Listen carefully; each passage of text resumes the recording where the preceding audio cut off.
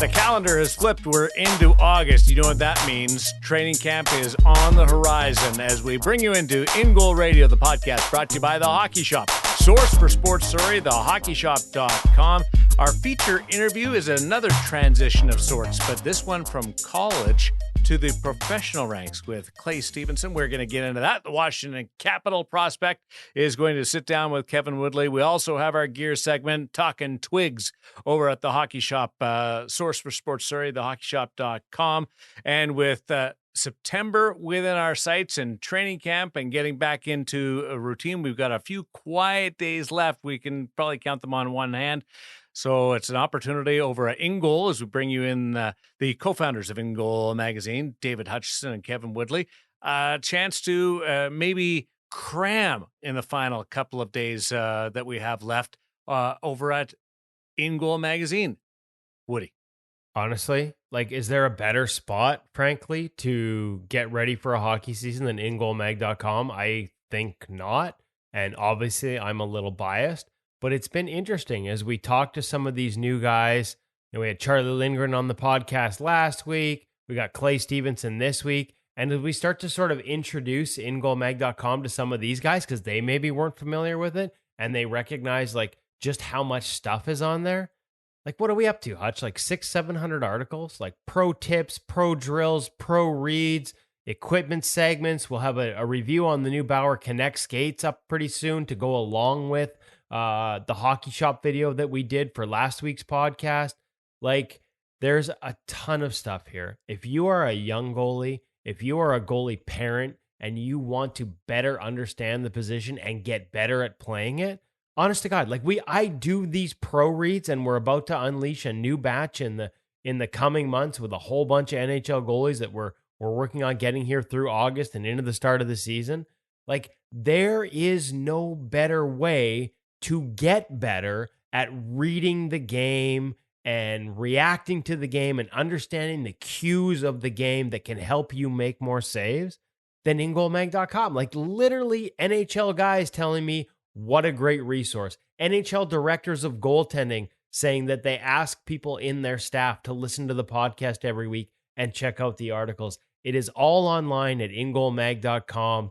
And for $50 a year, Canadian, which is like 2 cups of coffee in the States, you get access to everything we do and a whole bunch of new stuff. We're up in Kelowna next week for Net 360, on the ice with NHL goalies, NHL and American Hockey League goalies and goalie coaches. All those drills will bring you back. Like, just a crap ton, frankly, of great goaltending information. If you're a student of the game, or if you should be a student of the game, there is no better place to study the game than InGoalMag.com. And that is my soapbox, and I'm now stepping off it. And I couldn't agree more. It feels, as you said, Darren, it feels like cram time, doesn't it? We're sort of 3 weeks out here from training camp starting up and people trying to make teams or solidify spaces on teams, and you're trying to grab all the extra ice you can. If you're looking for that little advantage, whether you're a goalie parent or you're a goalie, go to InGoalMag.com. Become a member. There is no better resource. Like, really, I was up at Eli Wilson's camp a couple weeks ago in Edmonton. Every single time as we're sitting there in the meetings, going through video with the kids, talking about important technical things, just about every single time, I'm just sort of squirming at the back wanting to say, yeah, we got an article on that one. Why don't you go watch this one? Here's a great example, guys. There's so many things there. I know parents go out, they want to buy the best stick for their kid. They want to buy them some new skates. They want to buy them some new pads. $50. $50. What a great investment for your kids. Woody was talking about the pro reads. There are 135 pro reads up for members to see right now. So you become a member, 135 pro reads for you to sit down, learn from NHL goaltenders how they made their saves. Another 52 coming with your year's membership as well, because you're going to get a new one every single week. New technical tips every time the pro drills come out or the pro tips come out. Just an incredible resource. And it's like the cheapest thing you can buy to become a better goaltender. And I don't think there's any better power, Woody. It's like a skate sharpening card for like 3 or 4 months, for crying out loud. Like $50. I didn't realize that. 135 pro reads. Are you kidding me? That is 135 NHL goaltenders sitting down, reviewing saves with us, and walking you through. Remember those first ones with Carey? Like, it was like mushroom clouds going off in my mind as he explained all the different details that he sees in real time. If you're a young goaltender and you want to learn how to read the game, seeing and looking for the cues that NHL goaltenders seek out, what hand a guy is, how he's holding his hands. Does he have a one-time option on the pass, or does that puck have to go across his body? How that affects your push path, the way you come across the ice. Can you hold your feet? Do you need to come across in a slide? What cues you look for? NHL goalies, Carey Price, Freddie Anderson, Carter Hart, like 135 different weekly segments of video, sit-down video review sessions with NHL goaltenders, all yours, plus the next year, so another 52 for $50 Canadian. I know we're off on a bit of a tangent here. I'm a little fired up. Frankly, I don't know what you're doing if you're not subscribing to InGoalMag.com. So there's my rant for the day. I'm done. I'm out. No, that was a double rant. Because you ranted, and then Hutch talked, and then you ranted again. I'm in a ranting mood. What can I say? We got nothing else to talk about. It's a dog day, so I'm going to rant.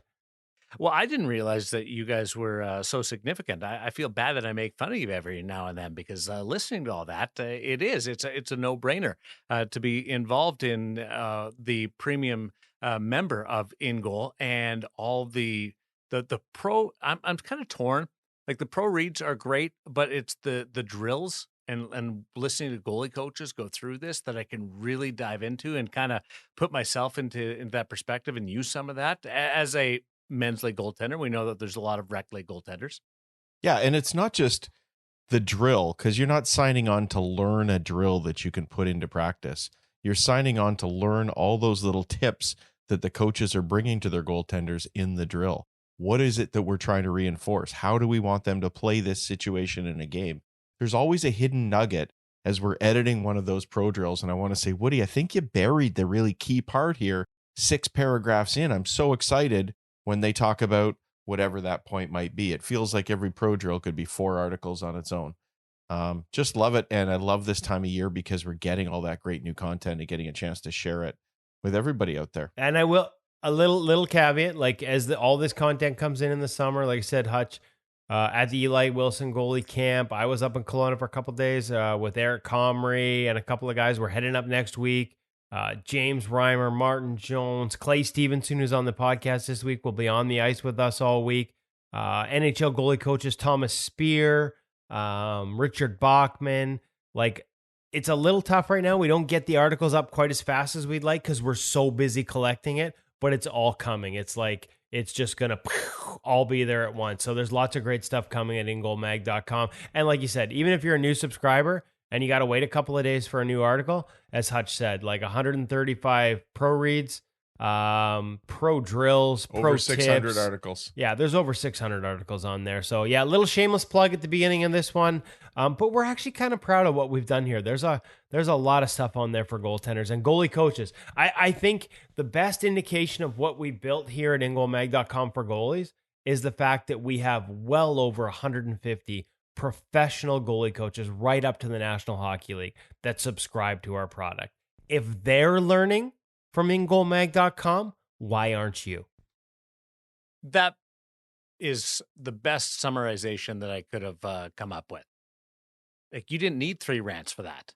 And it's up to 3. I just took me I got to it on the third one. You got a third one in there. I buried the lead. Yeah, I buried the lead. You got a third one in there. That's awesome. And you're so busy and also fitting in your trips over to the hockey shop.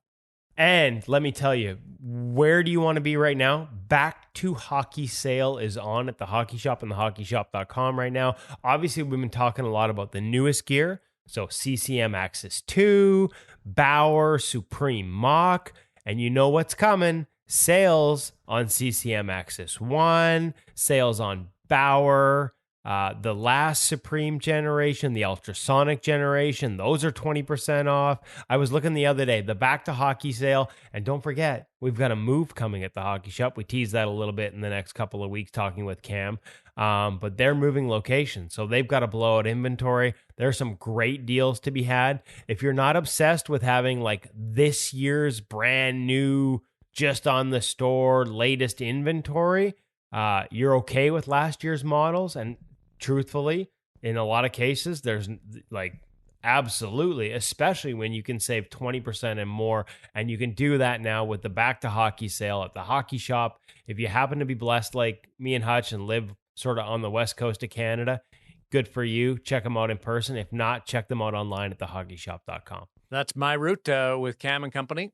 You don't even have to live on the west coast of Canada, guys. I got an email from one of our listeners in Perth, Australia. RJ Jacobson, new goaltender at age 53, is coming back to Canada to visit family in Calgary, and he's making a detour to Vancouver so he can go see Cam at Goalie Utopia. Just love it. That's a hell of a detour. Isn't it? Isn't it? But that's what it means. He says he can't wait to meet Cam, and he's got, quote, delusions that Woody will be there to help me out. So Woody, you might have to get down there when RJ's in town. Love hearing from everybody. Thank you so much for sharing.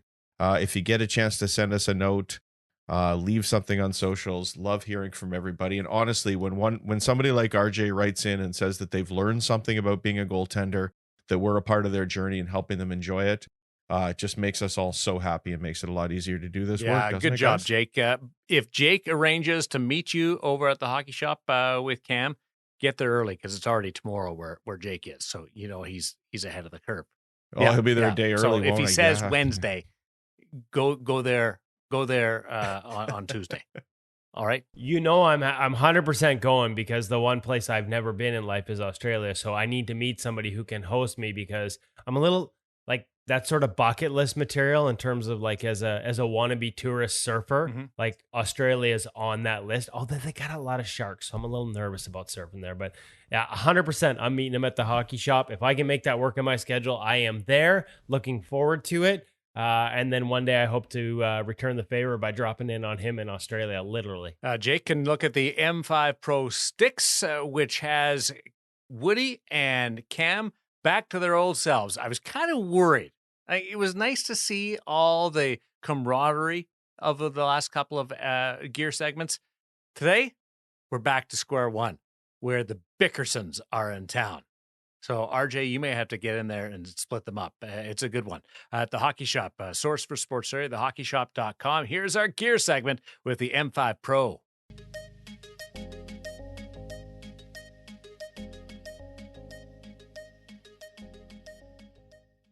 Welcome back to the Hockey Shop, source for sports. We're down here in Goalie Utopia with Cam Matwib and a couple new twigs. This one in Cam's hand, you've seen before. You may recognize the sleek backside of it, the Ergo Bridge technology with the cutout to reduce the weight. Baby brother in my hands is missing that. This is the Bauer Supreme M5 Pro, the second price point stick in the new Mach series on the Bauer Supreme line. Cam, other than the fact we don't have the Ergo spine, or Ergo Bridge as it is now called, on this model, walk me through some of the differences, weight differences, price point differences is a big one for this one, why I'm choosing this stick relative to a Mach stick beyond the price, what are some of the differences in feel, technology, weight, go. Well, in all honesty, a lot of it is going to be based off of the price point because, yes, you are saving $100 right off the bat in terms of a price point difference between the two sticks. No, you don't see the Ergo Bridge on the back, so you still have a little bit more of the traditional Supreme rounded paddle. We still are getting their blade, the exact same blade that you are finding actually in the Mach stick itself. You can see that carbon fiber, the way it's weaved, the way they on both the back and the front. I mean, you're going to cover that beautiful look up with tape most likely, but you can just a good visual call out for the fact you get that technology package in the M5 Pro, the same one you get in the Mach. Correct. So in terms of for overall feel wise, you are going to get a similar pop out of the stick itself. It is a little bit stiffer in terms of for overall rigidity. That Ergo Bridge does give it a little bit of flex. The word we were looking for was aero core into the blade itself. That was the one. It can sometimes be a little bit of a tongue twister. That's why we come to the experts here at the Hockey Shop and thehockeyshop.com to get the proper technology and the proper way it plays. Yes, so only available in P31. sizing curves, there is a 24-inch senior stick as well. So something that we have been seeing a lot of in terms of a trend is guys sizing down their paddles just a little bit more. Sorry, you wanted to steal it from me. I just like the feel of it. It's a really nice stick. When we talk about sizing, is this much like Bauer's other sticks? Have we sort of reduced the height of this relative to other ones, or is Mach a longer shafted stick? So same overall shaft length when it comes to Supreme sticks in particular. So they have remained the same. So it's the Hyperlight over on the Vapor side that has and the 3X shorter. That's correct. Okay, so that's a good call out for people to know. So not everybody, especially if you're a taller goalie, might be looking for that shortened stick. Not everybody wants the shorter stick. Some people do. If you're looking for that longer shaft, Bauer Supreme M5 Pro and the Mach will give it to you. Correct. And like I said, excellent price point. So who's it for? Honestly, really anybody. I'm going to be honest with you. Like we see as much as the Ergo Bridge is a really nice call out and cuts weight and does a lot of good things, right up to the National Hockey League level, we tend to see more of this type of model with the complete back compared to the This chemical makeup has actually been around for quite a long time actually at the NHL level. We have a couple Pro returns that are based off of what they call the 2S Pro Lite, which this stick is somewhat based off of as well. Similar technology, similar specifications that are going into it. So yes, this stick, all levels of hockey, great feel, great performance value, obviously a little bit heavier than what you're going to find in that Mach stick. However, obviously we do have to make a bit of a change somewhere for that $100. So okay, so we've got limitations in terms of the curve P31. A reminder, folks, you can go back and check out our video on how that compares to some of the other names of curves in other brands, Warrior, CCM, what a P31 actually is. It's got a really nice graphic package on it, Cam. Are custom colors available? Are different colors available? Or is this pretty much what you see is what you get with the M5? There are different colors available. No custom options, unfortunately. But again, yes, some different colors. You can check them out at thehockeyshop.com or give us a call here at 604-589-8299 or 1-800-567-7790. Okay, so no custom. Can you order them in, say, a pack of 3 or a pack of 6? Yeah, from our wall. Okay, there. See, these are the questions I have. He is the guy that or provides you can just the get answer. just one if you like. I like to have, me. I mean, Hutch, Darren, they're always teasing me. We got to have my warm-up sticks. It's more than a warm-up stick, folks. It's more a beauty. than a warm-up stick. It's a beauty. It's a lower price point. It's a good deal. It's on sale now. Not on sale. It's just available now at thehockeyshop.com or here in person at the Hockey Shop Source for Sports. If you've got any questions about this stick compared to the Hyperlight series, compared to the Mach higher level stick, whether it's price point, the way it feels, how much it weighs, Cam has all the exact details and would love nothing more than for you to call and bug him or other members of his staff before you buy it for yourself. Cam, where can they get a hold of you? If we rewind back, a couple seconds, I already said 604-589-8299 or 1-800-567-7790 or at the www.thehockeyshop.com. I evidently wasn't listening. I apologize for that, Cam. I need to do a better job of listening to you when we're having these conversations. I will work on that. Amazing. I'm sure our viewers will love that. Make sure you check them out, folks, at thehockeyshop.com or at the numbers Cam just listed or here in person at the Hockey Shop, Source for Sport. Like and subscribe. Oh yeah, subscribe, like, Notification bell. hit the Ding. buttons.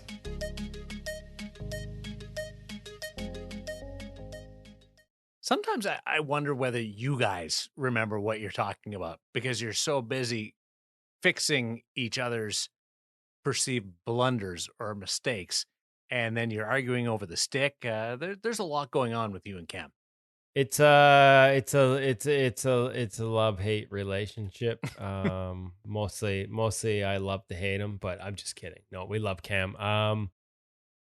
Probably it's me that screws up more often than not, and that's why I go to Cam for advice, and that's why I go to Cam for gear, because he knows what he's talking about. His entire crew does. And I gotta say, we talk about this a lot. I can't remember. It's been a little while since we recorded that segment, whether we tease it in there.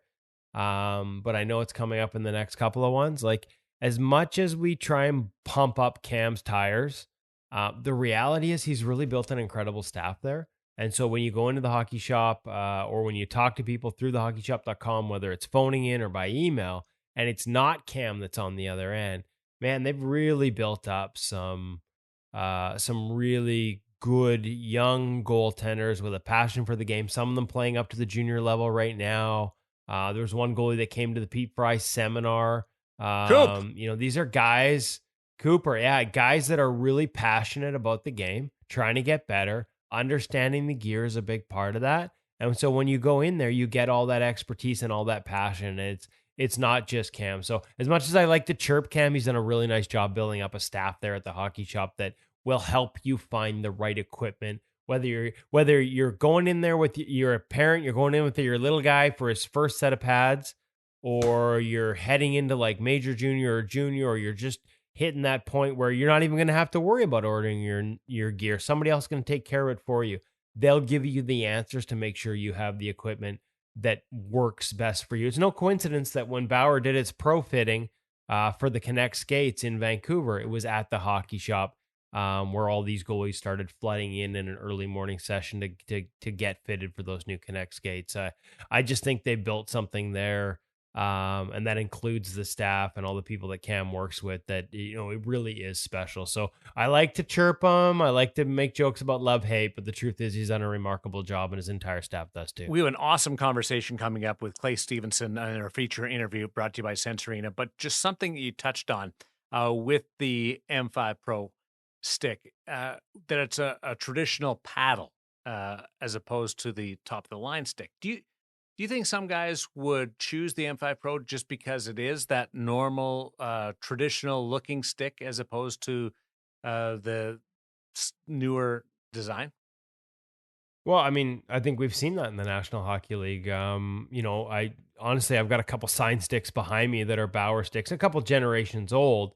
But certainly at a point where you could have, the cutout behind the paddle where it's all thinned out, and a lot of guys choose not to. I remember Yaroslav Halak did go, last year here in Vancouver. He used the one that, like with the ergo spine on it, where the back of that paddle is sort of thinned out.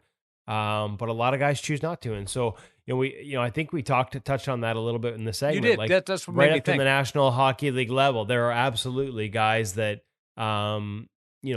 choose that model or that type of model ahead of the highest end one just because they want that more traditional feel. And it just goes to show you, like, as incredible as the highest end stuff has become, as technology evolves and the materials evolve, and they put so much, not just research, but money into materials to make these sticks so light and so flexible and all the control you get with them. The reality is these second price point products are like really, really good enough that they're being used in the National Hockey League. And so probably a good lesson there for kids and parents that, as much as we all sort of look at the highest end gear, the reality is there's a lot of quality going into the second price points as well. Awesome stuff. And it is personal preference, but I love to see what Bauer's doing with the skates, with the sticks, and pushing the envelope a little bit. We're seeing that with all of the manufacturers with different tweaks going forward. And we're seeing that in our feature interview this week by being maybe, I want to call it reserved, stoic in his approach to what he had to decide between staying in college and going pro in Clay Stevenson. He'll explain it in more detail, Woody, with your conversation, but it's a really interesting look that he took to try and make this life decision. Yeah, there's a lot that went into it, and he'll get into it in this discussion. Quite an open discussion for a guy that we've only met once. I just loved how forthcoming he was, like willing to share all these details and including, and I think, Hutch, I think we need to move this into Sense Arena. Like, as much as I enjoy being able to stop pucks, as much as I think being able to track pucks and see releases helps me as a goaltender, could we add Clay Stevenson turning pro mode and you get to go for breakfast with Henrik Lundqvist? Like, I'm not sure who's going to take that first, me or my wife, but for sure somebody wants the Henrik Lundqvist go to breakfast to try and recruit you to go play for the Rangers, which is a story that Clay will tell later on in this interview. But honest to God, given how realistic Sense Arena is in terms of stopping pucks, I kind of feel like they're missing a boat there. They could sell like breakfast with Henrik Lundqvist and everybody would line up for it. Hutch, it's like the metaverse, right? You put on the headset and you get to go for breakfast with Henrik Lundqvist and then stop pucks in Sense Arena. I just feel bad for Woody that he's probably going to finally get that breakfast with Henrik and he's going to show up wearing his Oculus headset thinking it's Sense Arena time. Not that Woody would ever do anything awkward. Hey guys, Sense Arena, it's a great time of year. We were just talking before about 3 weeks till camp, 3 weeks till the season starts. What are you doing to make sure that you're ready? I'm sure you've all been working really hard this summer, but now you want to put those finishing touches on. Get a subscription to Sense Arena, get your Oculus, get rolling, guys. SenseArena.com, grab Sense Arena so that you can be on the virtual ice every single day from now until camp. You can be facing shooters that are better than any you're going to face in camp this year. You can be learning to play against the power play. You can be dialing in your eye-hand coordination. You can be testing systems. You could be working on some of those details with your gloves. You're looking for that advantage heading into camp over the other guy who wants your position, the other girl who wants your position. Sense Arena might be that little bit of a difference for you. So head over to sensearena.com, sign up today, use the code IGM50, and you'll get a further discount on top of whatever is the best thing being offered by Sense Arena today. And hey, don't forget, they have an app also. So go into the App Store, grab that app. Even if you're not a Sense Arena user, there's new content up there all the time that will help you become a better goaltender. And just like InGoal, the team over at Sense Arena, that's what they want to do. They want to help you become a better goaltender and enjoy the position more than ever before. Sense Arena, guys. Hey, that applies to beer leaguers too. Like I'm like looking at 100%. I got like 3 weeks till my season starts here and have not had a chance to be on the ice nearly as much as I normally would this summer for a variety of reasons. 100% I'm dialing into Sense Arena because there's nothing worse than getting off to a slow start and then you got to dig your way out of that like save percentage in the 800s, which is a territory I'm very familiar with. Like Sense Arena, I don't care what level you play at, it will make you a better goaltender. Yeah. Full disclosure, though, for the beer leaguers out there, guys, it's largely hand focused. So if you try the pad stack or the skate save, it's going to be a problem in Sense Arena. They're not quite there ready for the beer leaguers to be thrown. Once again, Woody stacks. lost me when he mentions his save percentage, which implies that his league keeps track of shots, which they do, which is unlike any other beer league I've ever seen. Yeah. Me too. They actually pay a guy to make the goalies feel good. Good on them. No, let me tell you, they don't count shots very well, but I go over to that penalty box and I tell them to start adding a few to my total. Thank you very much.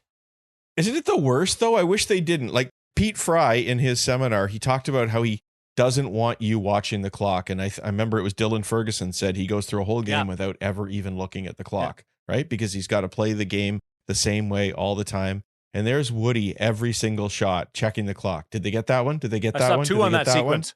You didn't get both. Yeah. Not that I've ever done that. Well, before, I heard guys. Craig. Yeah, no.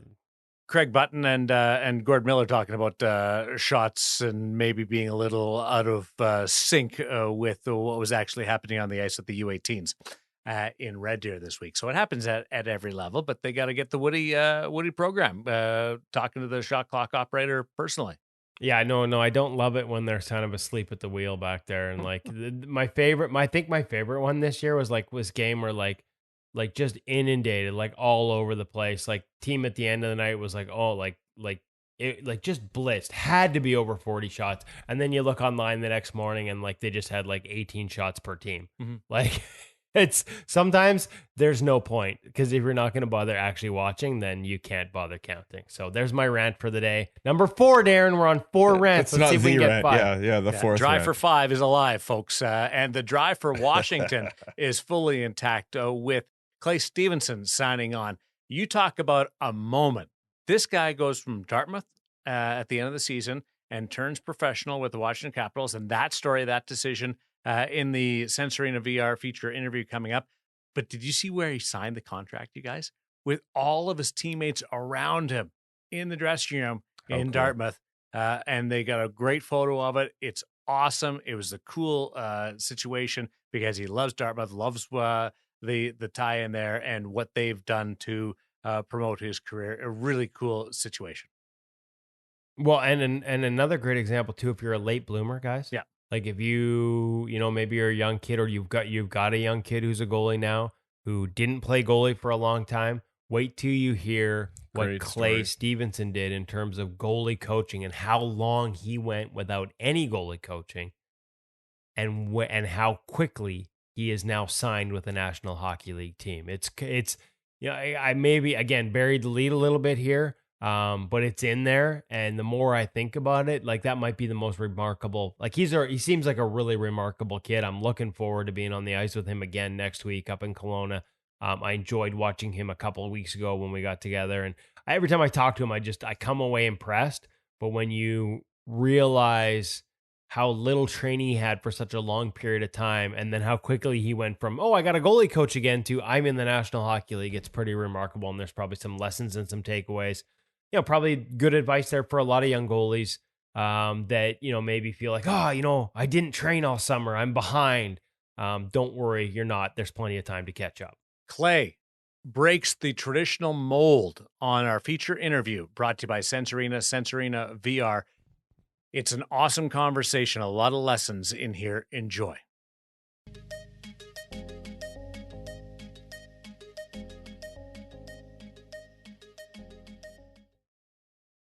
Excited to welcome to the InGoal Radio podcast for the first time, Clay Stevenson, now with the Washington Capitals, a guy who I just recently got to meet up in Kelowna doing some work on the ice a few weeks ago, but he's been in my backyard here in BC, so I sort of regret that we didn't get to meet till after you signed with the Caps, Clay. It's good to have you on the podcast. Thanks for joining us.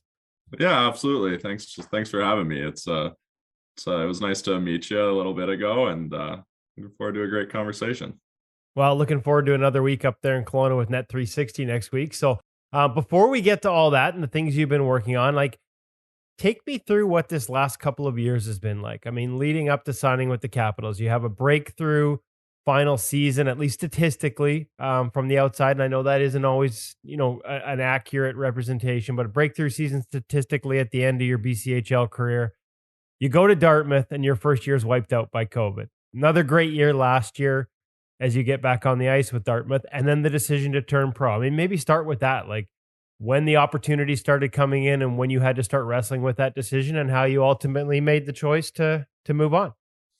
Yeah, it's definitely. I was actually thinking about that a little bit ago, how kind of quick my life sped up there. It kind of all just started at the point of that 20-year-old season in the BCHL. I mean, like my mom passed away, and then I ended up having a great season and got a lot more looks from pro teams and a lot of other schools trying to kind of take me away from Dartmouth. And I always knew I wanted to go to Dartmouth and stayed true with that. And definitely one of the better decisions I had ever made. And going into Dartmouth and having that season canceled, I don't know if it was more a blessing in disguise, if anything, but I mean, I got great work in at Dartmouth. We were able to skate, and it was kind of just a training year for me. I got a lot stronger. I got better on the ice.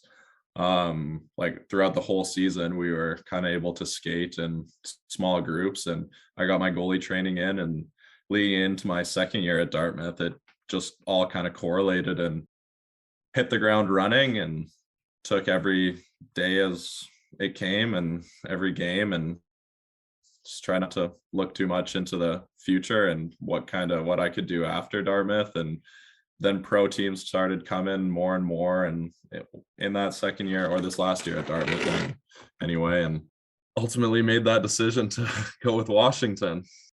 Now, I want to get into, sort of what that process is like, but there are a couple different threads there I wanted to pull on a little bit. And the first one is obviously the 20-year-old season, knowing how challenging that must have been mentally. Where'd you find sort of the strength to pull through that? To sort of, I'd say overcome is the wrong word, but that's a lot to deal with. That's a lot to deal with, especially as a 20-year-old. I'm 48 years old, and I've recently had to deal with it, and it's been so hard. At 20, I can't imagine it, Clay. Where'd you find that strength, and how'd you process it all? Yeah, I don't know.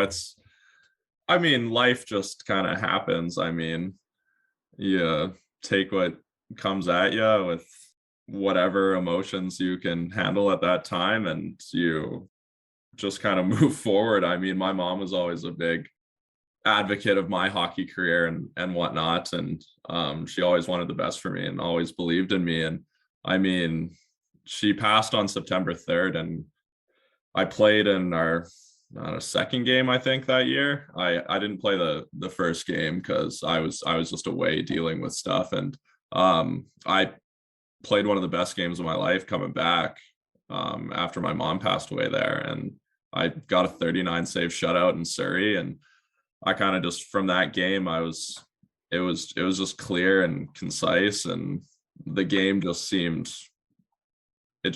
easy. I don't know. I just had a different mindset. I don't know what it was about that event, but it kind of just it put everything into perspective for me more than anything. I think the game didn't weigh as much on my mind day to day.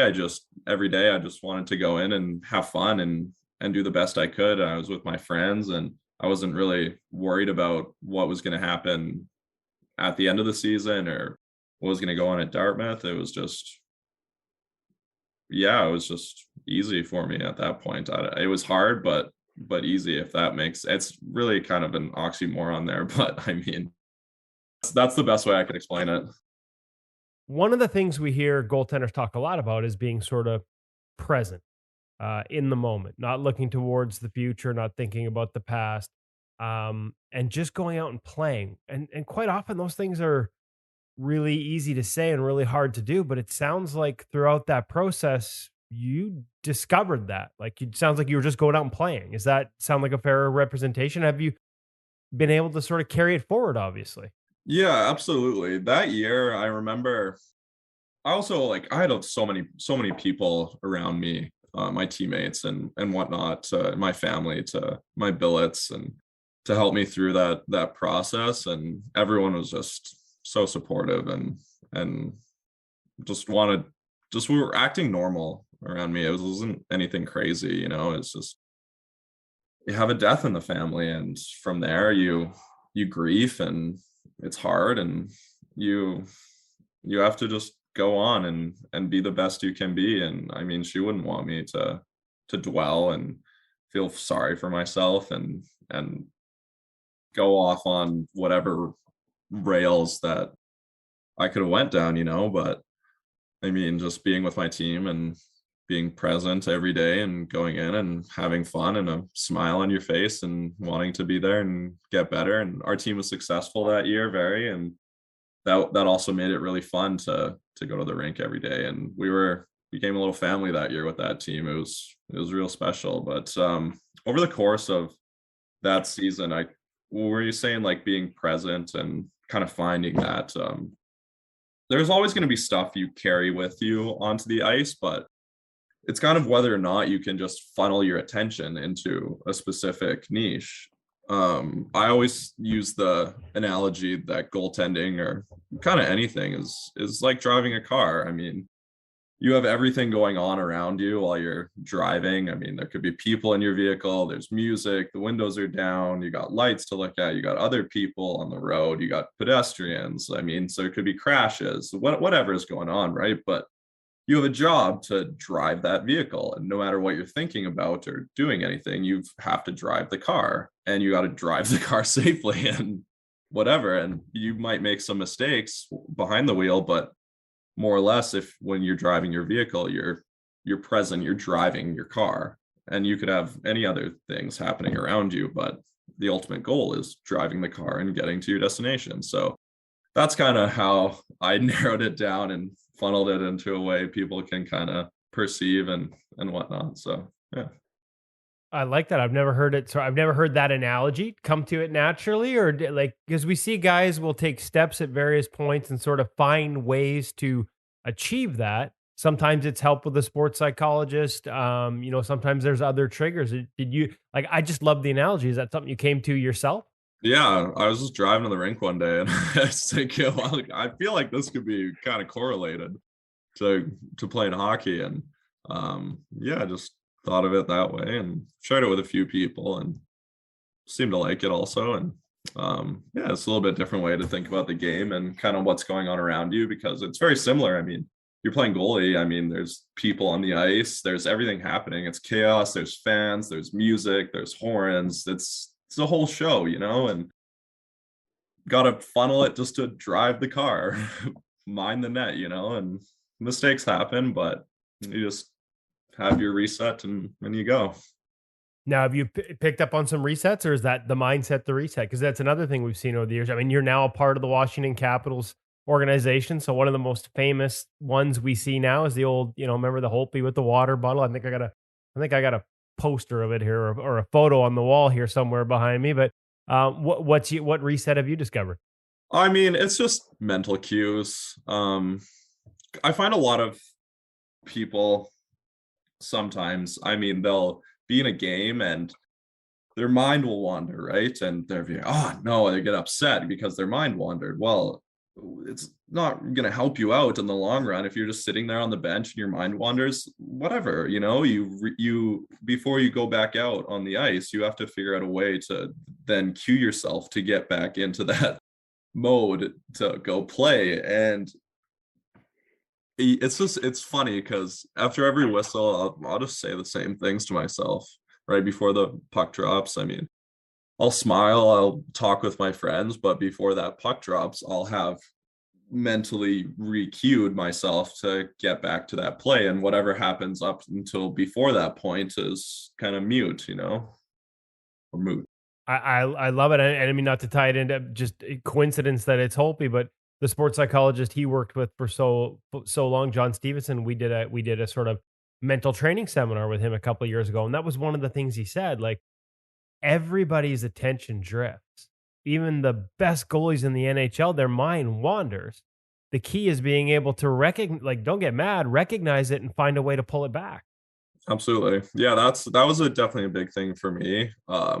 It was something I was playing around with all through my junior career, is just figuring out that whole routine and whatever. And if even going into your routine, going into a game and whatever, you have your in-game routines, and more or less my mental cues are my in-game routine. But coming out to like a routine off the ice, I mean, some guys are superstitious and whatnot, but me, it's just whatever I need to get in, I get in to get out there and feel the best on the ice. It's just if something gets deviated, it's not an issue. You'll figure it out. I mean, you go to different rinks, everything's going to be different. You're not going to exactly know where you're going to warm up or do your hand eye or something. You got to figure that stuff out and find a way to go out then and be successful on the ice. So it sounds like you're kind of a student of the position. Like, it sounds like you're a guy that's always looking for things. Has that always been the case? Or like, maybe walk us through how you got started and sort of what led you to the path. At what point did you sort of approach it in this way?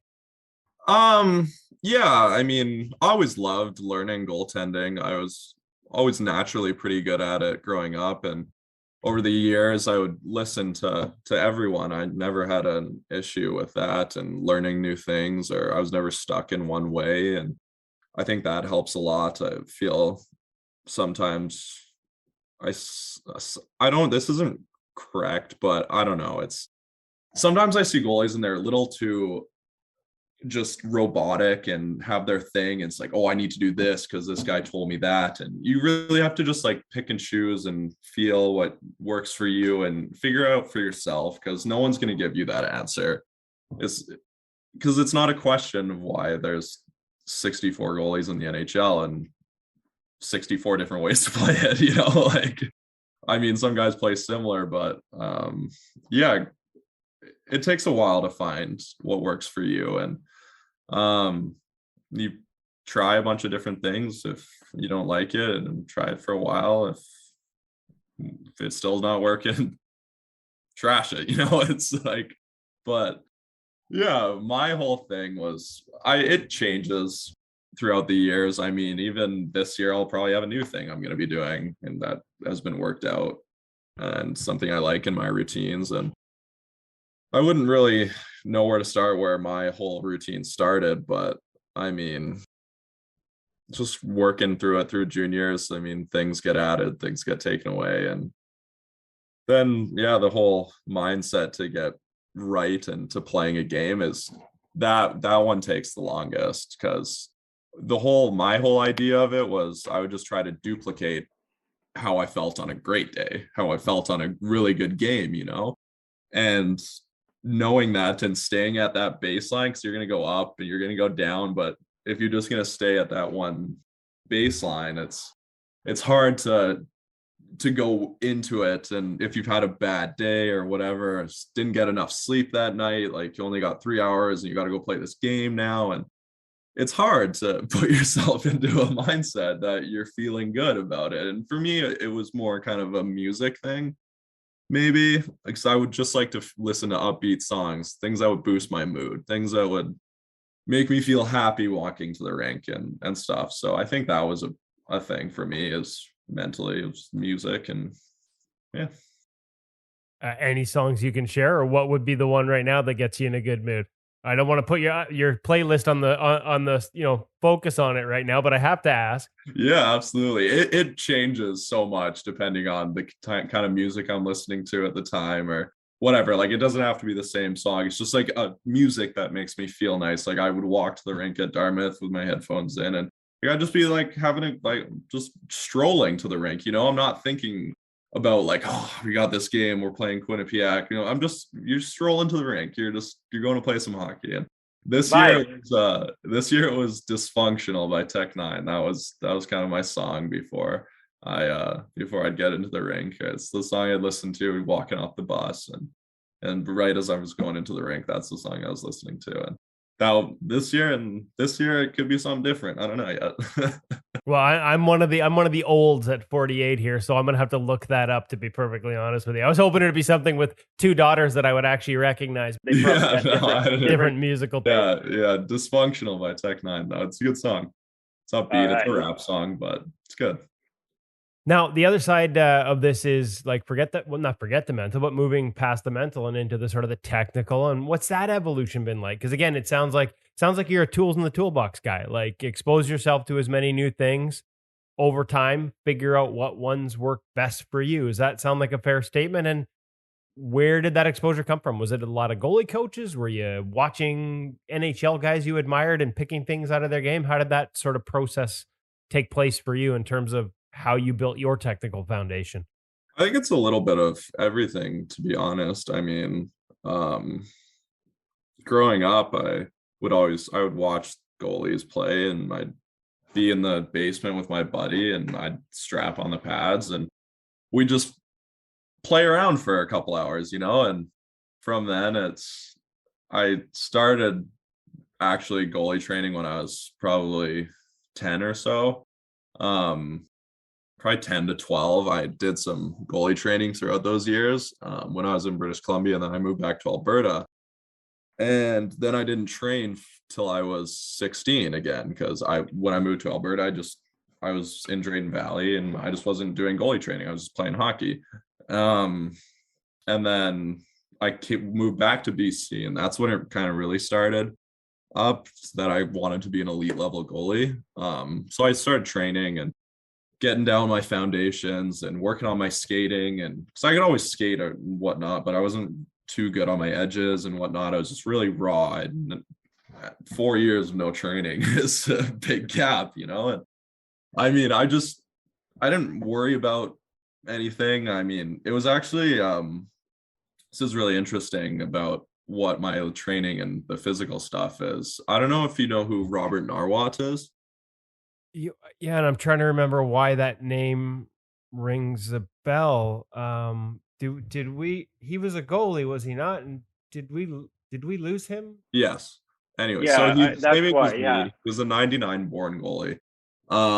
We were kind of, when I was 16 and coming back to BC, him and I were kind of similar goalies. I mean, he was better than me by far at that time. And we were training together with performance goalie schools with Joey Ollie, and I remember after one of our sessions, I was like, man, you're doing really good, like a lot better than me right now. And your movement's sharp. And I was just giving him some compliments, and he looked at me and he said, thank you. I appreciate that. But he said, don't worry about me. He said, worry about your movement, worry about your game. Don't think you have to catch me or do any of that stuff. And that really stuck with me. And from then on, I just worried about the things I needed to work on, whatever it was. If I struggled with a movement in goalie training, I'd be in my practice and I would just work on that, work on it. I try not to work on too many things at once, because then you just get jumbled, and you'd rather perfect something than just do it half-assed and get a bunch of stuff in, right? And so anyway, was a big thing for me, was not worrying about what other people were doing and just playing my game and worrying about getting myself better, and from there it's just that whole thing coming, just not worrying about anyone else. That's a big one at a young age. It is 100%, because it's hard. You're looking at the older guys, the junior players, like NHL goalies. You're like, oh, like so cool. Like these guys are doing so well. But yeah, it's just dialing that back is definitely was a big thing for me. And the way I played kind of has changed throughout my career too.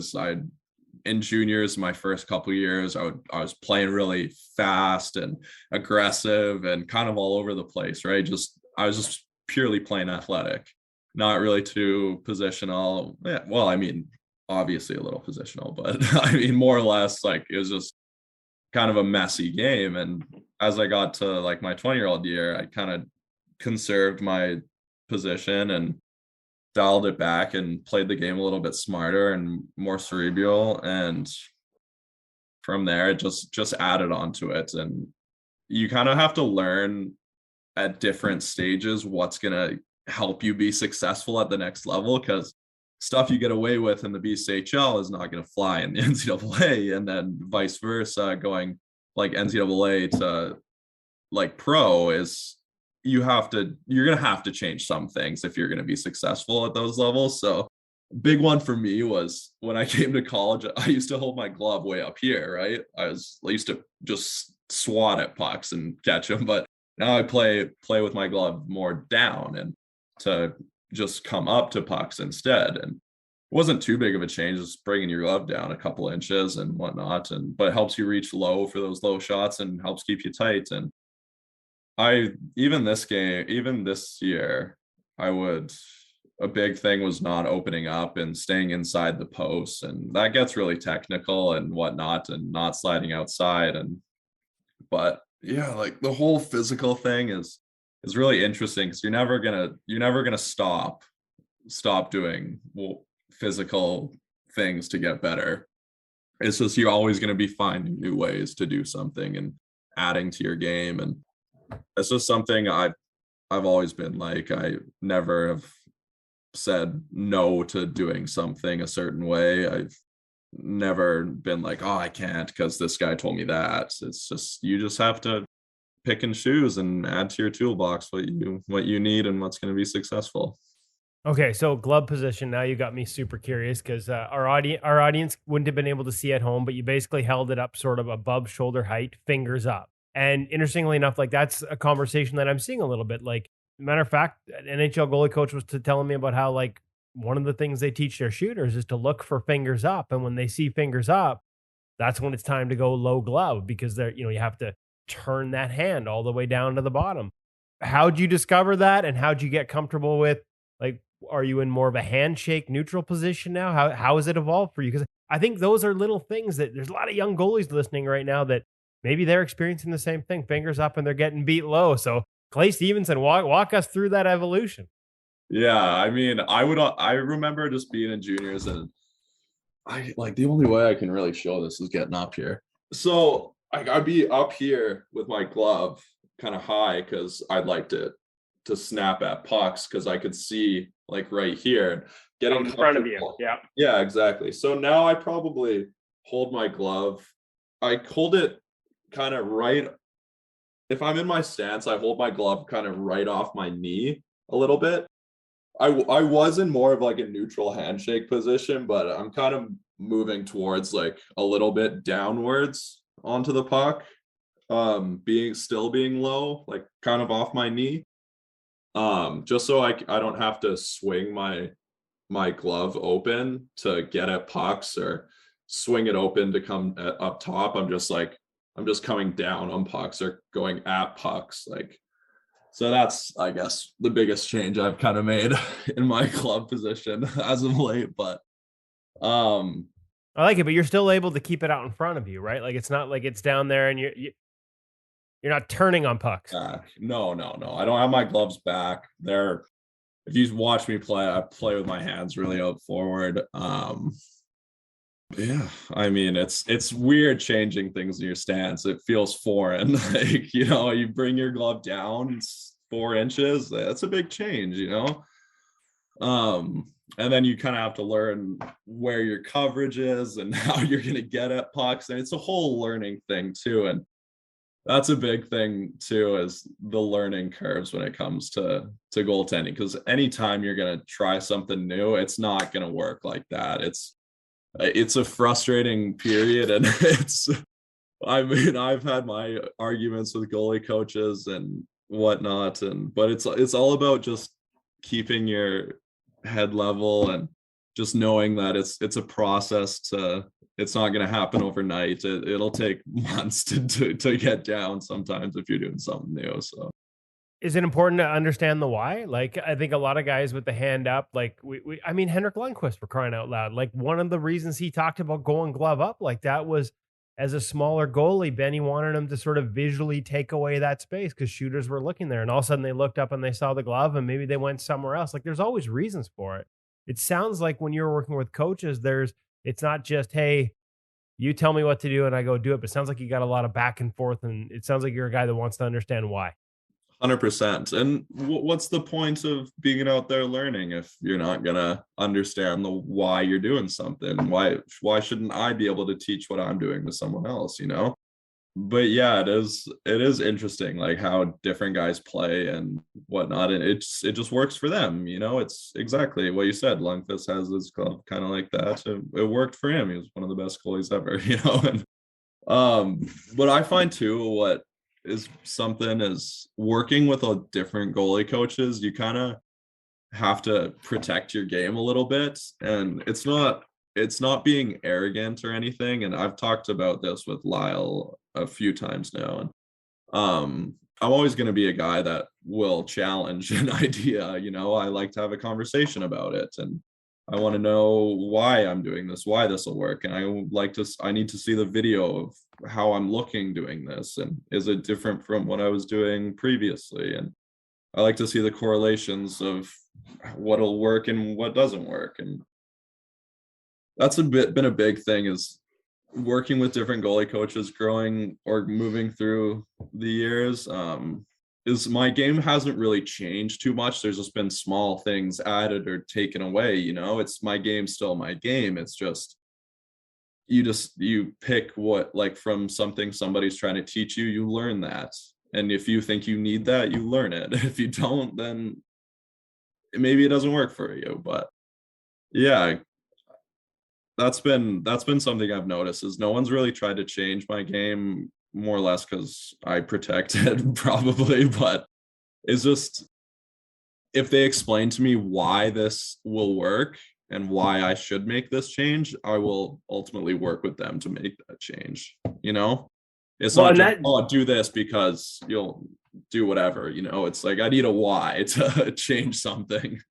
Well, there's value there. I mean, we've heard this over the years, and you're going to run into it in pro hockey. I mean, new coaches, right? Like sometimes the reality of pro hockey is you end up bouncing around a little bit, sometimes even within the same organization, and you can get different ideas, but you need to be, I think, open, talking to goalies over the years and goalie coaches, open to trying new things. But also, like you said, you have to understand your own foundation. And if you can get to a point as a goalie where you start chasing change for the sake of change, and that's a dangerous place to be.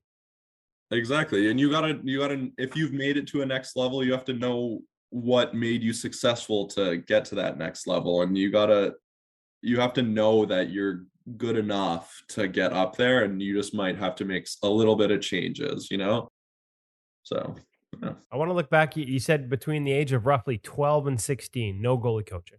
So you're just out there playing. And I mean, I'm going to be honest with you, there are some goalie coaches right up to the NHL that would hear that and they'd be like, ooh, let me take a look here. Because there's, and this is a discussion that might irk some goalie coaches, but the reality is there is at least some out there that believe maybe we get a little too institutionalized in that age bracket and sometimes even younger, with all goalies doing the same thing and looking the same way and learning the same things. Do you look back now and see value in those 4 years where you had to sort of be self-taught, be master of your own game and what it meant? And I'm guessing in some ways, learn to just go out there and play and read the game as opposed to techniquing your way through a game. Yeah, definitely. I mean, if it was up to me, I probably would have been training during that time, but just how it was kind of worked out, I just didn't, and yeah, it's so funny. I mean, it was in my bantam years that I had moved back to Alberta. So I played my 2 bantam years, and then 1 year of midget in Alberta there. So yeah, I don't know if it was like 12, roughly 12 to 16, but yeah, I mean, no goalie coaching for a long time is interesting, because I was just there, and I didn't even think I was ever gonna go play pro hockey. I was just like, hockey is just hockey now. It's what it is. And going into my midget year, after I was so close to quitting hockey, because we were just like, I was going to be playing on the midget whatever team in Drayton Valley there, and it was more or less like house hockey. I mean, we traveled and stuff, but it was fine hockey, but it wasn't a major midget or like anything higher like that. I mean, so I wanted to quit before that year, because I was like, I'm like, why am I playing hockey now? And then I fell back in love with it during kind of that year. I was like, like my buddies are playing, I just want to play and have fun, and whatever. And then like it really switched when I moved back to BC and I really started training, because then I figured out that I could maybe do something with it. I didn't know what it was going to be, but I wanted to give it a shot. I wanted to get as good as I could. I had no rhyme or reason. I just wanted to get better at the position. I had goals I wanted to play college hockey. I knew that. I mean, but I had no idea how I was going to get there. I just said, I'm going to get as good as I can, and hopefully it works out. I'll get good grades in school, and hopefully I can go down to the NCAA. And that was the goal. I was just get as good as I can and do well in school. And then it led me to Dartmouth, and kind of worked out, and it kind of has. Yeah. But going back, I kind of got off on a tangent there. Going back to like no training and whatnot, I feel like there's a fine line when you're young like that. You can train and be great, and it's all good. But I don't think when you're younger, kind of like that hockey really needs to run your life. I explore other sports. Like I ran track all through high school. I played baseball growing up. Like I did everything. And like during those times when I was in Alberta where I wasn't doing any formal training, like once the season was over, my gear was away till the start of the next season, and that's just how it went. And I'd get back and get right back into it, and I'd feel fine. I was still athletic. I was still in shape. Like it was all good. And there was no, at that time for what I was doing, there was no need for me to go train outside of what I was doing at the time. So in the long run, did it slow my development? Probably. But I mean, like I still ended up getting to a point not a lot of people get to do. So I don't think there's really any secret formula to what you can do. It's just if you're enjoying it, if you're having fun doing it, if there's a purpose to why you're training and doing well in school, if that's what you want to do, great. If you don't, then I'm sure you'll be fine either way. Now, I want to go to that first year at Dartmouth where you didn't get to play, because I think a lot of people have lamented the fact that there were no games. I mean, I know guys in minor pro that, I know some guys in minor pro that still haven't been able to sort of get past the fact they lost that whole year and maybe dwell on it a little too much. But you sound like you found some real positives in that year. Maybe there's some good lessons there for kids who are maybe stuck in a situation where they're, obviously we don't want to go back to pandemic times, but maybe they're not playing as much as they'd hoped to at that year, at that age. How'd you find so many positives at a year where you didn't get to play any games?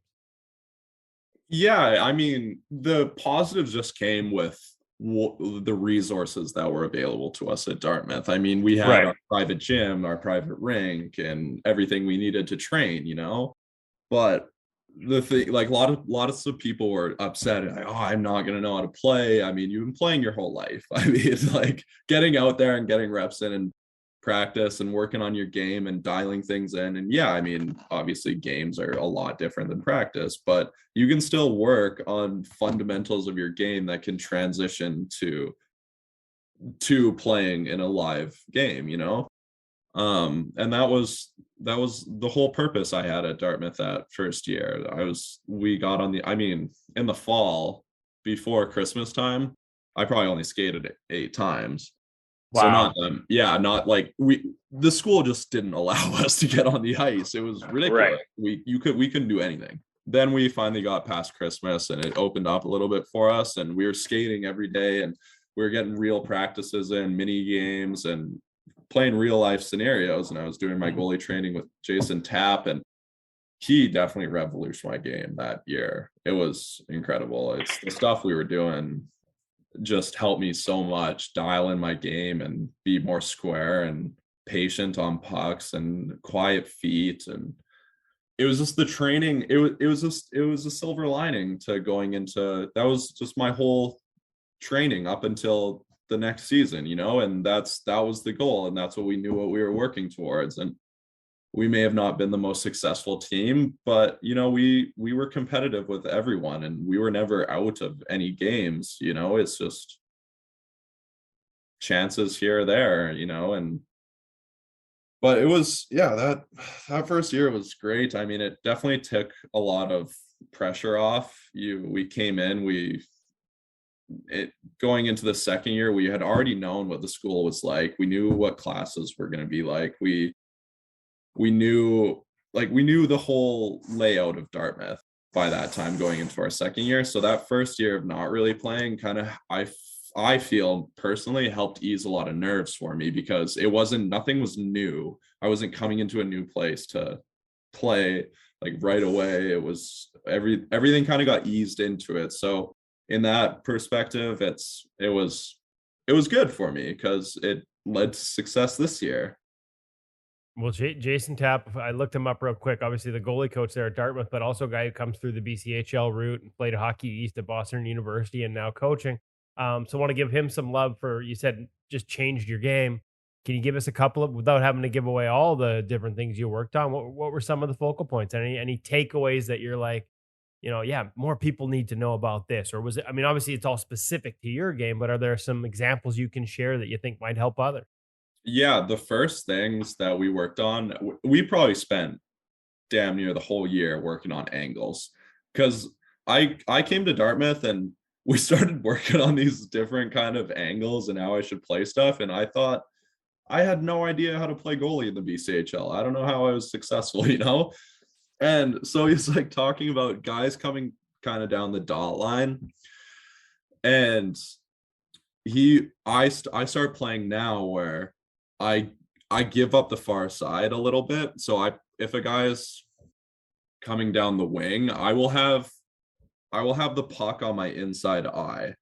And that's where I play the angle now, because I don't want to get beat short side, because it's just a worse goal to give up, I find anyway. That's how we talked about it. And so you make the guy work to pull it across you, and then you can just move with them and you're right there. It eliminates a portion of the net. So we worked on that a ton, and lots of just control, staying tight, dropping with your knees together.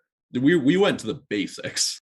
of like that whole year is just dropping and not spreading your knees apart, just staying compact when you're moving and whatnot is big keys we worked on that whole year and coming in, and it was really cool stuff. And then the glove too, bringing my glove down was a challenge for sure. I was fighting him on that, but it was, you got to do what you got to do sometimes.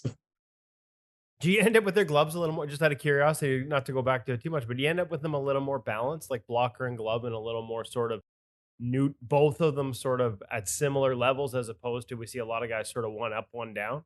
100%. My gloves are definitely same levels the whole time. I mean, and goalie coaches teach that. They'll put a piece of wood across their arms and make them move, and like, it only helps just having yourself on the same plane.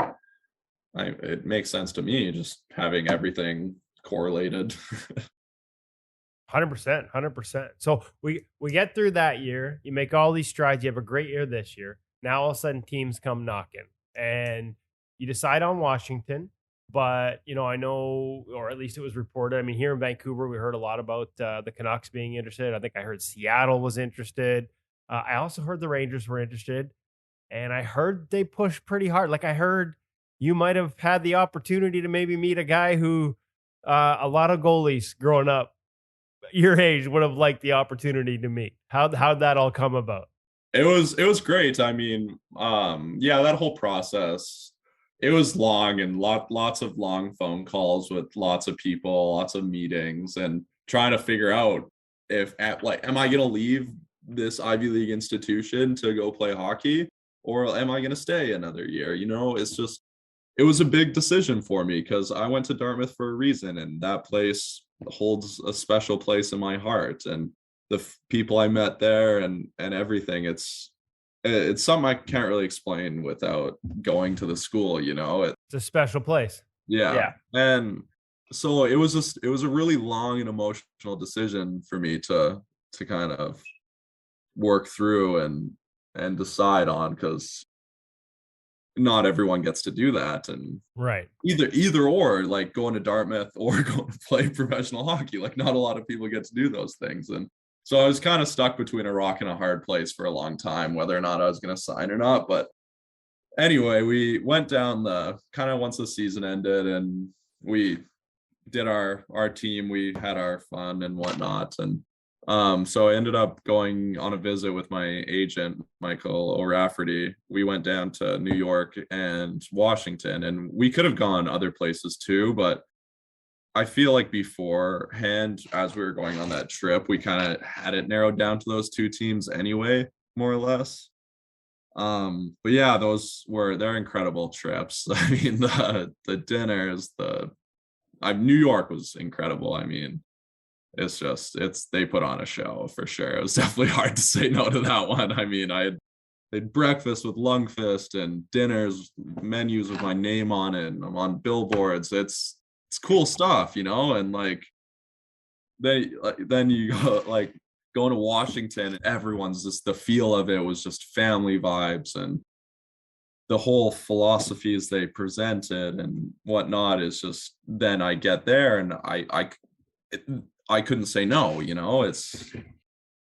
I mean, I went back and forth on that one. I had a Google Doc of just pros and cons and stuff, and like you have to put it in a tangible way somehow, And yeah, because to be honest with you, otherwise I'm having trouble getting past breakfast with Lundqvist. Yeah. Breakfast with the King might be the one that might have swayed me. So it's a good thing you made a list, because I would have had trouble moving on past that one. Yeah, exactly. I mean, I tried to keep the showy stuff out of it. I mean, yeah, it was something else though. Those trips were amazing. I suggest anyone who is getting recruited to go on a trip.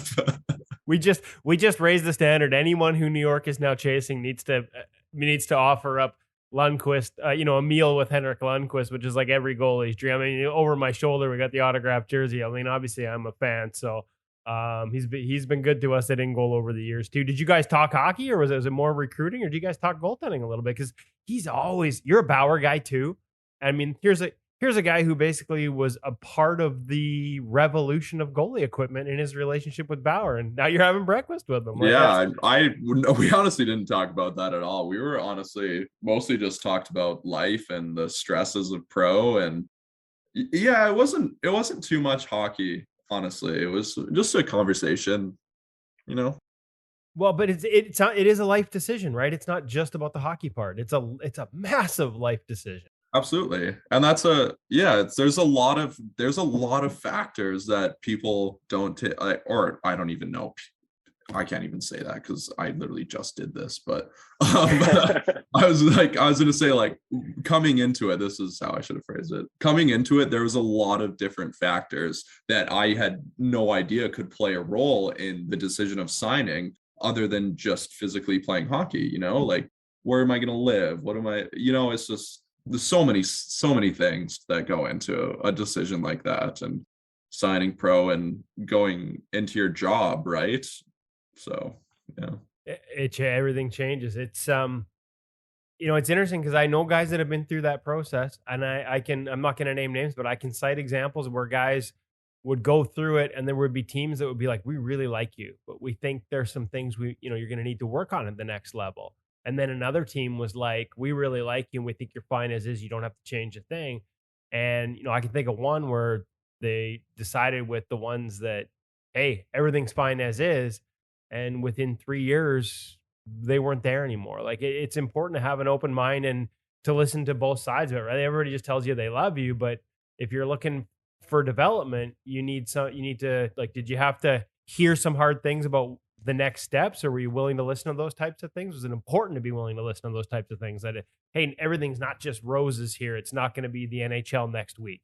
Yeah, exactly. And I came into this decision with my eyes wide open. It's like, I didn't want any fluff. I didn't want to, like, I came into it and I honestly some portions of, like, getting pampered and stuff, and that it's just not for me. And I wanted to know, like, what was going to go on here, like, I came here for business meetings and whatnot, and figuring out, like, what's going to go on. And I wanted them to tell me, like, where do I fit in the depth charts? Like, I want to know, like, because going into this year, like, I don't expect to play in the NHL. I expect to probably start in the East Coast League, and work my way up. But talking to Washington and whatnot, is they have built up within their organization. And obviously it takes a lot of personal responsibility to build yourself up in an organization. But with the philosophy that Washington presented me was really important in that decision-making process, because I felt as though going to that organization was going to help build within, and they were going to not rush me and, like, just push me in the right directions until I can then fly, So Understanding there's a process, and that even though that might mean starting at the bottom rung, in some ways sounds like it had a lot more value to you than just anybody saying, hey, we're going to start you right in the AHL, or we're going to, like, these opportunities or that opportunity are guaranteed. It sounds like you you wanted the straight goods. Mm-hmm. Absolutely. I like it. Now you ended up signing an ATO at the end of the year with Hershey, even though the Washington contract doesn't kick in until this upcoming season. Did you get a chance, like, practicing down there with Alex Westland, but you didn't get into any games? So walk me through what that experience was like. Alex obviously has since moved on to the Red Wings, a goalie coach that we like a lot. Like, every time I get to talk to the guy, I learn something. What was that experience like in Hershey, and working with guys like Fuchs and Phoenix Copley? Again, two other guys who have been on the podcast with us before, who or been on the ice with Phoenix before up in Kelowna, and just big fans of him as a goalie and a person. Yeah, Hershey was a very positive experience for me in knowing I had really made the right decision in signing pro. Like, I get there, and everyone's so welcoming to you and whatever, and you just come in, and everyone's hockey players, so you just act normal, do your thing, and you'll be fine. But just how I was, like, treated coming in, and being around them and being around Fuchs and Copley and seeing what their day-to-day is like, and just, yeah, it was just incredibly positive being around there and working with Westy and getting to kind of work on a few finer details. And like, I went there, I didn't expect to play at all. So, I mean, like, it was no shock. I honestly just wanted to be there, be around the team, be around the guys, get comfortable with the people in the organization for one, because that's a valuable thing that I feel like people may not think about too, is because like, I'm coming into development camp now, and I have met so many people in the organization that it's like, oh, hey, Clay, how's it going? And you meet the ATs and people in the business portion of it and whatnot. It makes things a lot more comfortable for you.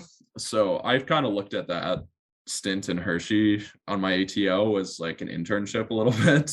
I like that. Before you start your actual job. So you're kind of you're in there, you're feeling things out and getting to know people. They don't expect too much out of you. It's like, and then you can kind of show what you can do out there on the ice, and yeah, and show them who you are and be comfortable. And yeah, just meeting everyone. That was the big thing, was the relationships I was building from that time in Hershey. So I love that mindset. And I'm guessing you would have got to continue that a little bit, minus Alex, who would have moved on by then. But development camp, same type of thing, like just approach, get to know more people, get to comfortable with the organization. Anything new introduced to your game that you're working on this summer at a dev camp? No, nothing new from dev camp into my game. I mean, more or less, right now I'm just working a lot on head trajectory stuff with Lyle. So that was kind of just the themes going into development camp, because with Scott Murray, it's pretty open communication, like what I'm doing out here within the organization. I have a Zoom call with him tomorrow to go over some video and whatnot. So make sure he says hi. We say hi to him. Of course. And but yeah, there was nothing really specific coming out of that dev camp. It was just that was just more part of the summer plan, you know? Right. Okay, so one last one, because we've kept you way longer than I said I would. But I kind of had a hunch this might happen, because I enjoyed the conversation so much when we met up in Kelowna. We even talked gear. So I'm not going to make you talk gear again today. I'm going to save that for our review. Bauer guy, loves the Mach, loves the glove. We'll leave it at that. But I did want to ask a little bit about your work with Adam Francilia, because that's what brings you to Kelowna initially. We'll see you at Net 360, the camp next week that Adam's a big part of and one of the sort of organizers of. What have you learned through him and the way he trains? I know we talked a little bit about sort of that getting your hips under you, neutral pelvis. What are some of the things you're working on now, and what are some of the takeaways maybe you share that have really, if they've changed your game or helped your game in terms of the way you set up sort of physically, whether it's into a stance or just the way you train to set up? Mm-hmm. Yeah, I mean, I don't even honestly know where to begin when it comes to A-Fran. I'm just gonna put three thoughts together here. And we'll take three. The way to start it is, every day I go in to work with him, I feel like I'm getting better as a goalie. You know, the movements we do, we're working on parts of the body that would more or less get neglected if otherwise we didn't do it. You know, we're doing a lot of primal movements. It's just moving our bodies in different ways that kind of correlate to being on the ice, where the big one is the counter rotation. Whereas, so like lots of guys they'll push, like let's say we're going that way, we'll push to go that way, but they'll leave this arm, right? And then that whole chain pulls you that way. So you're going to your right, but you're moving to your left, and see, that's not really an efficient way to get to the right, you know? So the counter rotation was a big one. And then just overall, just body strength, the way we're moving and the way my joints can access strength in uncomfortable situations is pretty important as a goalie, because you're not always going to be in your most ideal athletic stance to move across the net. So being able to access points in your range of motion where it's not even your 100% range of motion, and pulling power from that is quite a valuable skill when it comes to goaltending, I find. And just working on that, functional range of movement is important, and flexibility and building strength at the ends of your movements, and it's all just been incredible is the best way I could put it too. And balance. We do a lot of balance, and just get on a Swiss ball, play around with it, go on your knees. Like, if any young goalies out there, just play around on a Swiss ball. It'll help get you stronger in your core and help counter rotation, and yeah, I feel like that's the best I could explain it. There's so much.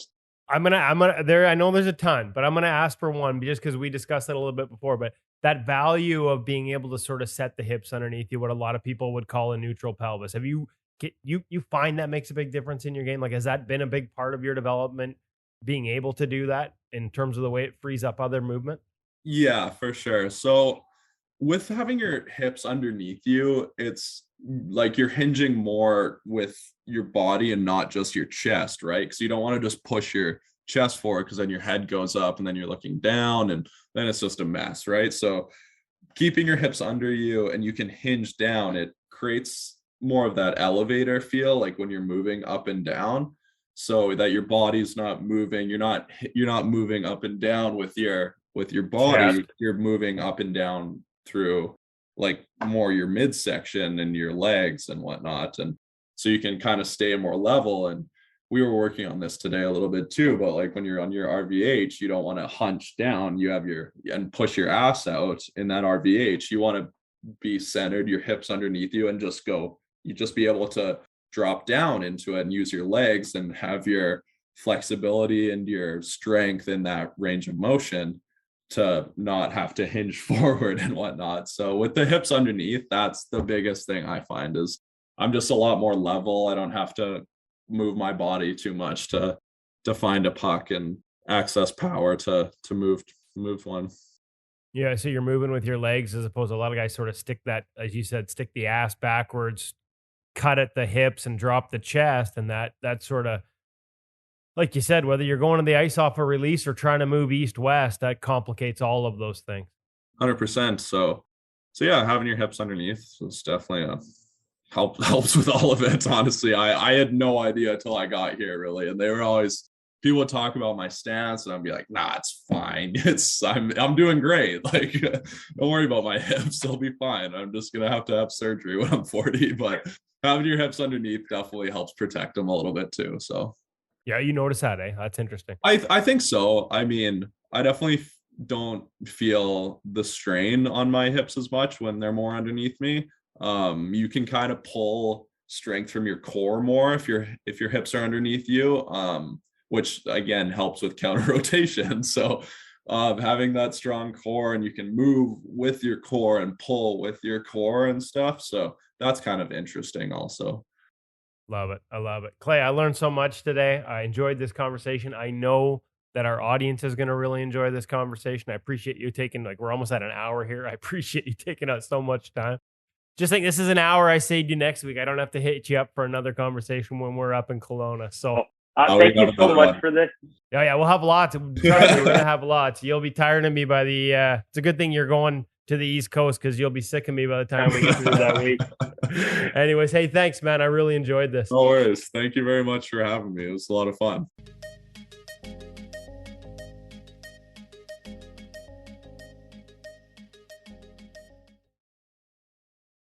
A lot in there. Some really heavy stuff. Also some academic advice, along with some just plain old strategy when what you're working on for your game. Because being able to survive this whole COVID situation, he's one of the first guys that we've talked to that's gone through that experience of being totally shut down and then come through it and sign a professional contract. A lot of different areas that you touched in there. Yeah, and some challenging times, obviously, for him. He talked about it as a 20-year-old. Like, he really jumped that 20-year-old season. Like, he was a sub 900 goaltender his first 2 years in the BCHL. All of a sudden, just exploded with like a 935, 936. Like, had a hell of a season, and To be honest, I wasn't fully aware of the background and the circumstances he went through that year in terms of losing his mom. And, I just thought there was a lot of open and honest conversation there with him, about how he managed that. And, the last thing you want to do is take a look at a loss that tragic. I mean, I've been through it myself recently, and I can't imagine having to go through it at that age. It was hard enough in my late 40s to go through it. To see somebody have to go through it at that age, I can't even imagine it. And so you don't want to talk about like, oh, like what are the positives that came out of it? You learned how to focus yourself. Like that feels like such a small part of it. And yet his ability to manage all those things and sort of focus. I loved his analogy about driving the car. That was amazing. There's just so much there. The maturity with which he managed his decision to go to Washington. I mean, I joked about it, but honest to God, guys, like, are any of us saying no when Henrik Lundqvist and the New York Rangers? Like, if you get the, I'm having a tough time with that one. And hey, Washington was upfront with him. They're like, hey, like, we're not going to promise you the moon, but here's a plan we have. And that plan might include you starting in the ECHL, South Carolina Stingrays, not the American Hockey League, which other teams were promising. And he just liked the plan. He believed in the plan. He believed in the people behind it. And as he said, I think, I can't remember the word he used, but, he wasn't, he was looking for the steak. He wasn't looking for the sizzle. As much as he appreciated the sizzle and as honored as he was, and he talked about that conversation with Lundqvist, he was more interested in the plan. And that's ultimately, it sounds like, why he chose the Washington Capitals. I heard Arizona was also in the mix and Vancouver, which would be an interesting one. I don't know whether he got down the road of a full interview like he did with the Rangers and Capitals, but I mean, that's significant given the backyard. Yeah, Vancouver and also Seattle, so Pacific Northwest as well. Evidently, we're really interested. And as he said, like, it sounded like by the time it was decision time, they had narrowed it down to New York and Washington. Those were the only two in-person visits. I hadn't heard Arizona, but not surprised by that. But for sure, like, I can confirm Vancouver and Seattle were definitely interested. But like I said, in terms of actual visits, it sounds like it was, according to Clay himself, it was just those two teams where he kind of whittled it down. And good for him. Like, just like you said, there's so many guys we get to talk to that you come away as fans of them as people. And Clay Stevenson jumped to the, up high on that list for me after getting to spend that one day with him, sort of just an hour on the ice, watching him work and then chatting in the locker room after, and then getting to do this interview. I can't wait to spend a week with him again next week up in Kelowna, because he's just an impressive young man. And when you hear the interview, to me, I'm biased having done it, but you hope for good things for the kid moving forward. Woody, I know you like the part about him not having a lot of goalie coaching, and I'm with you there too. But for me, one of the reasons I think he's going to have some success is he's never really had it easy. He played AA as a bantam player, a U15 player. He did not play AAA hockey as a midget player. He, in the interview, told us he came that close to quitting hockey as a midget goaltender because things weren't going where he thought they might go. Then he went into junior B after that. Like, if you're a parent or if you're a goaltender and you're frustrated because you see other people around you sort of being on all the big teams at all the big levels, thinking maybe it's not for me, here's a guy who hung on to his dream even when it came close to leaving him and really kept pushing. And, even those first couple of years in the BCHL didn't go all that smoothly, as you said, Woody. Hung in there, and now look what he's done. Great year in the BC, on to the NCAA, performed fantastic, and then got to have breakfast with Henrik Lundqvist and something else about signing an NHL contract. So love seeing it happen because he's had to work so hard all the way. Nothing was handed to him, and I think that bodes well for the future. Subject of hands, I want you guys to be honest, and I'm going to speak to everybody listening right now. I just can't hear you back right now like I can Hutch and Woody. Hands up if you were like me when Clay and Woody were talking about glove position and he was giving the absolute description to it, an example of it, and he's holding up his hand and I'm holding up my hand, like fingers up, and I'm standing in my backyard in Las Vegas and doing the same thing, going, what's he talking? Okay, now I can relate to him. That was a cool segment of that conversation. It was so cool. We'd actually had a conversation on the ice that morning about glove position and what it's doing and how it's making it a little harder maybe to access certain pucks. And so to be able to come back and see this ready for us to edit was really cool. And yeah, I loved it. We don't really publish video of these things. I kind of wish we did, because you could see Clay just getting into, I mean, in your mind, you can see Clay getting into far more than just that as well. Fascinating. He's going to be great to hang out with next week. Jealous. You guys are going to have some fun. I'm looking forward to hearing all the stories, Woody. Well, come up and hang out, Darren. I'm going to Manitoba. I know. Lucky guy. I'm going to go for some fun and some family. You guys are going to work. I don't want to get in the way of your work. It's our InGoal family, and we're going to have some fun. Trust me, we're going to have some fun. Oh, yeah? Oh, yeah. Try and keep your tooth in, okay? Can you do that? There. Come on, Shorzy. Hey, that is a good. I got into that over the course of the summer. That is outstanding. We've started talking about all the benefits of InGoalMag.com. Let's finish with that as we talk about some of the stuff that's coming down the pipe. We've got the Net 360 camp certainly on the horizon, but all the material that's there right now. I hope you're not teeing up Woody for rant number 5 here, Darren. So I'm just going to jump in. Maybe he can calm himself down. There's all kinds of great stuff up at InGoal. Pro reads, of course, as we mentioned, headlines it. Alex Nedeljkovic talking about awareness. I thought this one actually was so cool, because Woody quite often begins the pro reads by asking guys, at what point are you looking at the scenario and getting a feel for what's coming at you? He usually starts with the puck around the blue line. And in this one, Alex says, can you rewind that a bit? Pass center. No, can you rewind it? And then he's got the puck down into the other end when he's talking about how he's understanding what's coming towards him and what that means. Thought that was so cool. He's really good at pro reads. Of course, we've got the Jamie Phillips series. When Does Nutrition Matter is the most recent one. I think we're going to have another one coming up in a week or so here. He's trying to deliver those every few weeks for us. There's a fantastic Jake Allen pro tip in there for one of those cool battle situations. And of course, just so much more. Curtis Sanford, new Maple Leafs goaltending coach, with a couple of different drills in here. And as I said, often those pro drills have some really cool tips buried in them. Strongly suggest you go check those out. There's just so much, everybody. InGoalMag.com. Join us. Come be a member. Enough said. What do you got, Woody? Nothing. That's great. No. I don't even need to rant. Yeah. Go pack your bags. Kelowna's coming up. Make sure that you've got everything that you need. Golf balls, golf clubs, skates, batteries. A lot of golf balls. Batteries for the cameras, and maybe the odd more golf balls, recorder, and golf balls. Yeah. Golf balls. And more There's golf a lot of Target golf up there. So I'm going to see if we can try and get us on the Harvest Love the there, because that's a little more wide open, chance to sort of bombs away. And if you miss the fairway, you just happen to be among fruit trees, but you're not actually lost. So that appeals to me. Most intimidating tee shot, especially right now. Most intimidating first tee shot I've ever had is in Kelowna. The first tee at Gallagher's Canyon, because everybody's on the patio right behind you, and everybody seems to watch that. It is elevated tee shot, spectacular, so cool.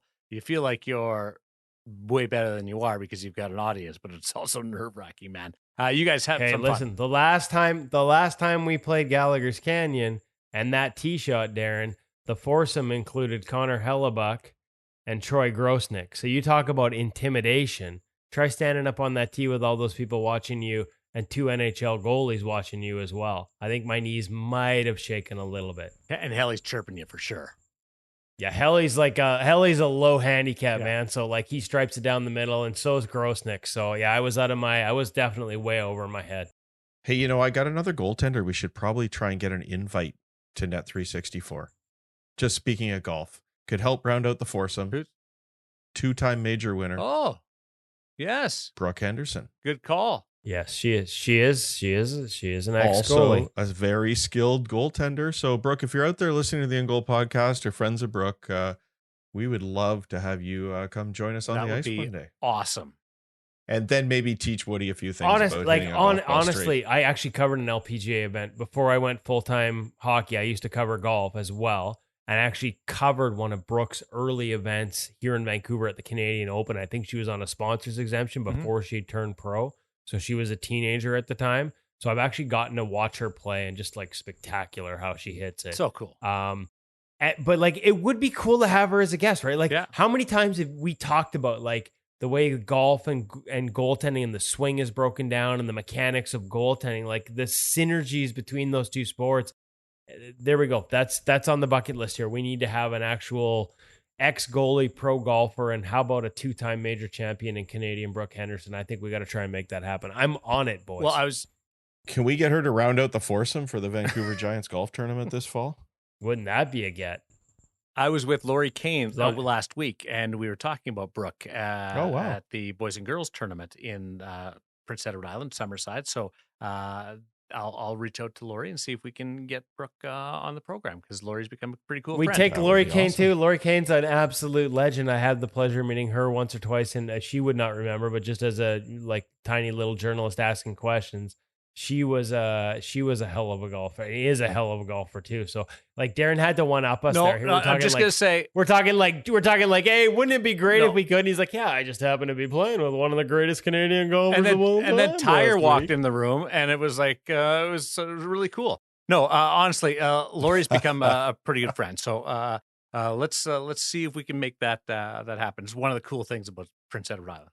We always chirp about a road trip to visit you in Vegas. I'm now thinking I'm going to come see you in the summer in Prince Edward Island, because she's one of the greatest people around. She is salt of the earth. Thanks for listening. Really cool conversation with Clay Stevenson, as well as the gear segment over at the Hockey Shop. Source for Sports Surrey, thehockeyshop.com. Cam, we're back to normal as we work our way towards mid-August on InGoal Radio, the podcast.